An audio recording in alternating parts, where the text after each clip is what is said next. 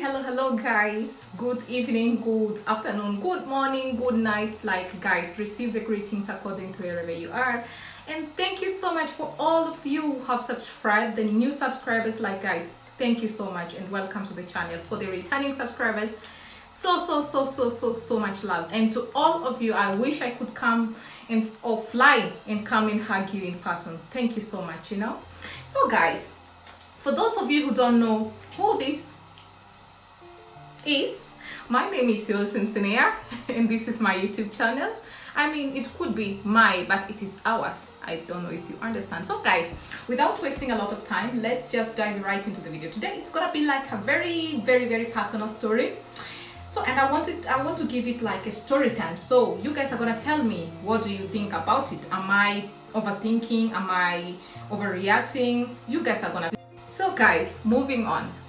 The story that I'm about to share with you is a very sensitive topic, and I would urge you to be very reasonable and mindful of your comments, because it's a very personal story. I'm gonna be talking about my own biological father, and I don't mean to put him out in a bad way. I don't even need to speak about anything that happened or whatever between, but I need just to speak about one very specific situation that happened. So guys, my mother and my father separated when I was about 5 years old, and my father was not part of my life since that time until he's dead. Let me come close to the camera because I need to state this very clearly. I'm gonna be discussing with you a very sensitive and very personal story, and I would like to urge all of you to be very reasonable and thoughtful with your comments. Be mindful of whatever you write in the comment section. This is my father, my own biological father, that I'm gonna be discussing about. I know maybe I should not bring this to my to any public domain or public or social media places, but yeah, it's my life, and I just want to do it the way I want to do it. So guys, my father and I had just a very good relationship between the ages of 0 to 5 years old. After 5 years old, my father and my mother separated, and since then he was never part of my life until his death in 2017. And so what I'm gonna be discussing about you is his cause of death and how he died. So as I have mentioned, I will be discussing my father's cause of death.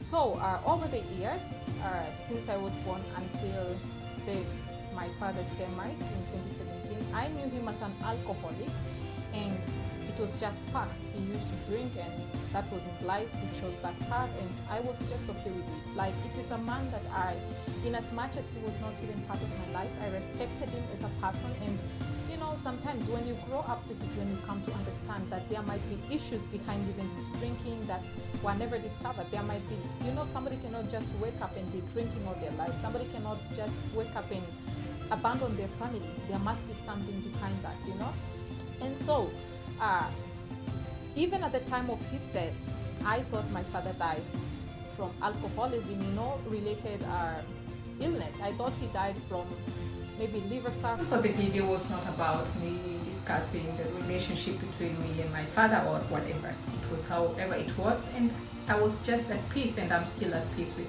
it. And so on this very day that my father died, I remember I think the first and last person he chose to speak to. I don't know his own reasons or why he chose me. I think I was also his favorite human, as he was to me. And so he was found by the roadside in Kisii town, very sick, laying on the road, on the roadside. And this guy who found him is a neighbor in his own hometown or something like that. And so when this guy found my father decided to tell this guy, I want you to call my daughter. She lives with her mother in this certain place, and it's the only person I need to talk to right at this moment. So I did not know if my father was in any critical. As I was saying, guys, at that particular moment when I got this phone call, I never knew, I never had an idea. I could never even have thought that my father was in such a critical condition. This is what now I got to know later, because even the way he talked to me when he talked to me on phone, like he was like, hello my daughter, are you okay? Is anybody, this is like the way he used to call me, hello daughter, are you okay? Is anybody disturbing you? Can I come and do something? Are you doing okay? How is life? Like he was this type of a person, and we used to talk very cordially and respectfully. And so when he called and asked me if I could send him money for him to move from Kisii town to Eldoret town, where he was not going, because he was supposed now to be transported from Kisii town to Nairobi town, it was a little bit of a twist, yeah. But later I came to understand, like he was just saying goodbye, but goodbye in other words. Like he was not like calling hello goodbye, he just called. And so I talked to my father on that particular day, finished talking to him, and I told him, give me just a few minutes, I'm gonna be going to M-Pesa and then send you this money. And so guys, as I'm trying to send my father this money, my SIM card blocked. Like the pin, it blocked. I tried it 3 times. I'm telling you. After it blocked, I rushed very quickly. It was almost 5. I rushed very quickly to Baroda, not Baroda, it is opposite Posta Mombasa, and I tried to go to the Safaricom shop, but it was impossible because to unblock the SIM card, because I had registered my SIM card with my mother's ID, and at that particular moment my mother was out of country, so there is no way or nothing that could have been done at that particular moment. And so I never succeeded to send my father money at that day, and even if I sent, it would be of no use because he was just saying goodbye. So after the difficulty sending money to my father, I was not able to do so on that very day because of various reasons that I've already mentioned before. And so it is not that my father needed this money. I hope you guys understand this. Like it was just like a goodbye, because he was in a very critical condition. He was no more, like he was dead. He knew he was going, but he never, you know, like when a parent know they are going but they don't want to tell you like it's a goodbye. This was him at that particular moment. So they proceeded, they entered a car in Kisii, he did it by himself. They traveled to Nairobi, but unfortunately on getting to Nairobi, my father was already gone. He was not able to come out of the car on his own because he was dead, he was gone, yeah. And so they did the police reports and called his brother who lives in Nairobi for him to come and check on his brother, do all the necessary processes and all that, and he was taken to Chiromo mortuary. So the following day, it was on a Sunday when this news got to us. So one of his brother's wives called my mom's phone and informed her about this news. By that time I was upset, my mom was out of country.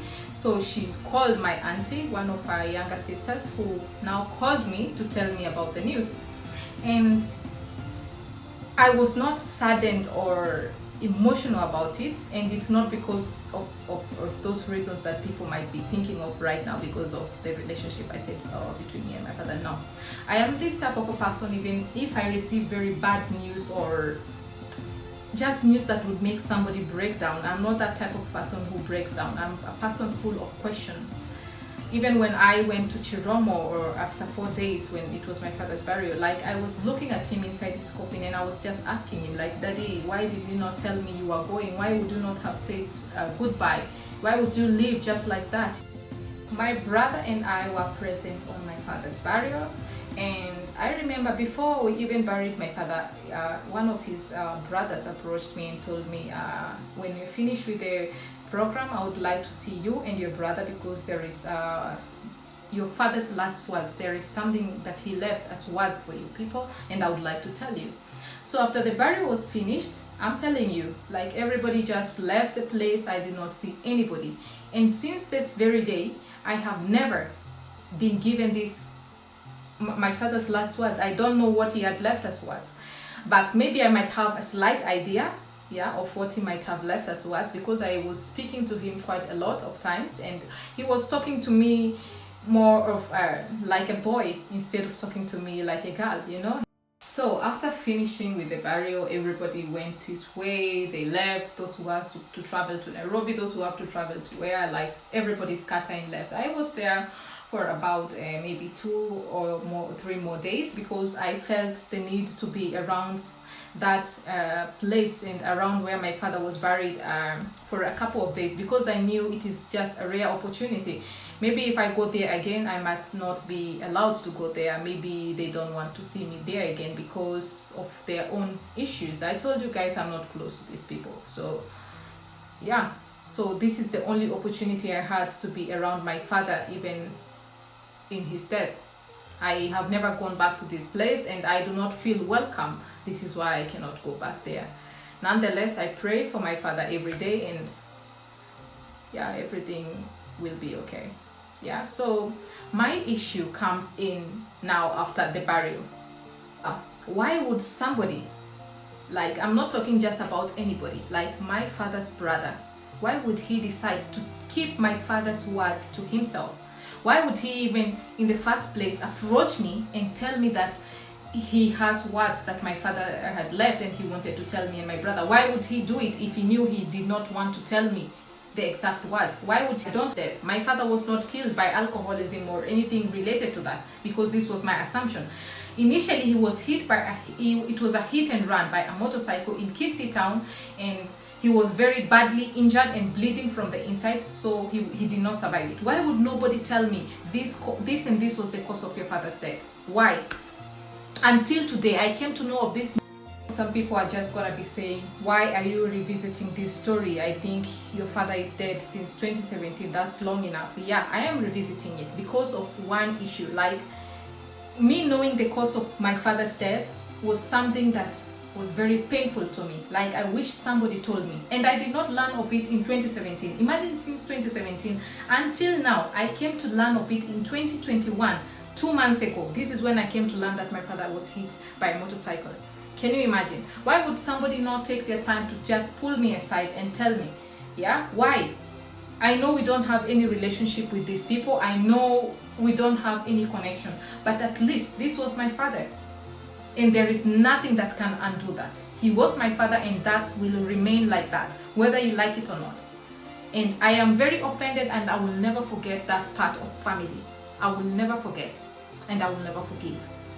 So guys, as we're coming to a conclusion, do you think, guys, that I'm at fault for not forgiving and for having held this inside me for so long? Do you think I should let go, and do you think I should forgive, and why should I do it if I should do it? I'm a very hard person to forgive, especially those people that I don't have any relationship with. Yeah, and I mean it from the bottom of my heart. So guys, thank you so much for staying until the end of this video. Keep subscribing, keep sharing, commenting, give new suggestions. I love you so much. Until next time, guys.